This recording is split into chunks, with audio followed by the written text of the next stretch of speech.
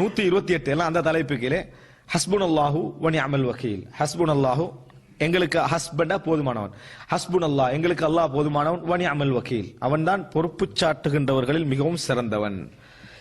இது பொதுவாகவே நமக்கு இஸ்லாமிய அடிப்படையில் தெரிஞ்ச ஒரு விஷயம். ஹஸ்பி அல்லாஹு வ நிஅமல் வக்கீல் அப்படின்றது. நிஅமல் வக்கீல் அப்படின்ற என்னன்னா பொறுப்பு சாட்டுகின்றவர்களில் எல்லாம் அவன் தான் மிகவும் சிறந்தவன். வக்கீல் நம்ம பொறுப்பு கொடுக்கிறது. இது சும்மா வார்த்தைக்கு சொல்றதில்ல. நாங்க ஒரு பிரச்சனை, ஒரு சோதனை, ஒரு கஷ்டம் என்று வந்தால் எல்லார்ட்டையும் சொல்லி போட்டு கடைசியாக ஒனியமல் வக்கீல் என்று அல்லாஹ் சொல்லி முதலாவது நிஅமல் வக்கீல்னா உண்மையிலே எங்கள்கிட்ட நியமம் என்ன செய்யணும், இருக்கணும். அப்படின்னா முதலாவது நீங்க எல்லாரையும் விட பிரச்சனை வந்தேன்னா அல்லாஹ் தாலா தான் உங்களுக்கு என்ன செய்யணும், ஞாபகம் வரும். அல்லாஹ் தாலா தான் முறையிடணும். மற்றவர்கள்ட்ட என்னதான் அவங்க வாக்களிச்சிட்டாலும், என்னதான் அவர்கள் சூழலை சமைச்சு தந்தாலும் அல்லாஹ் மாதிரி உங்களுக்கு வேற எதுலையும் நம்பிக்கை வரக்கூடாது. ஆனா இங்க என்ன பிரச்சனைடா, அல்லாஹ்ல மட்டும் நம்பிக்கை கொஞ்சம் வருது, மத்த எல்லாருலயும் 100க்கு 100 நம்பிக்கை வருது. இது வனியாமல் வக்கீல் அல்ல, வனியாமல் வக்கீல் அல்ல. அப்ப இதுல என்னன்னு சொன்னால், இந்த செய்தி, இந்த வார்த்தை வரக்கூடிய செய்தி புகாரியில் 4563வது இலக்கம், 4563வது இலக்கத்தில் வருகிறது. இப்னு அப்பாஸ் ரலியல்லாஹு அன்ஹு அவர்கள் அறிவிக்கிறார்கள், ஹஸ்புனல்லாஹு வ நிஅமல் வக்கீல் காலஹா இப்ராஹிம் அலைஹிஸ்ஸலாம் ஹீன உல்கிய ஃபின்னார்.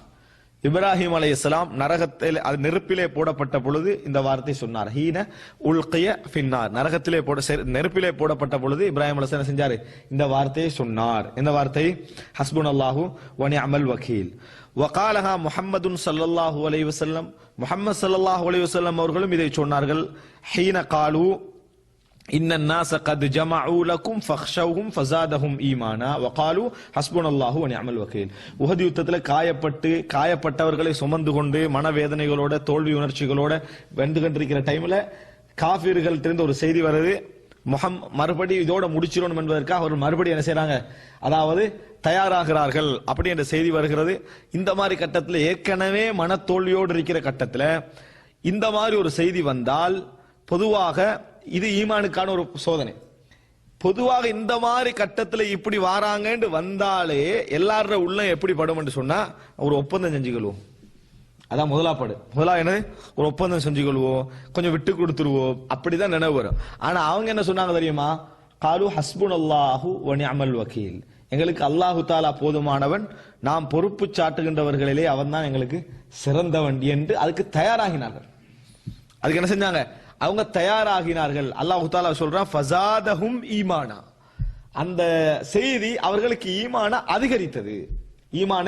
அதிகரித்தது. அப்ப இதை சொல்றாரு எப்படி என்று சொன்னால், இப்னு அப்பாஸ் ரலியல்லாஹு அன்ஹு அவர்கள், நபி அவர்களும் இந்த செய்தி கேள்விப்பட்ட நேரத்தில் இந்த வார்த்தையை சொன்னார்கள்.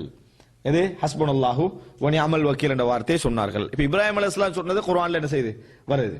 இது என்னது, அதாவது ரசூல் ஸல்லல்லாஹு அலைஹி வஸல்லம் சொன்னது குர்ஆன் வசனம் தான்.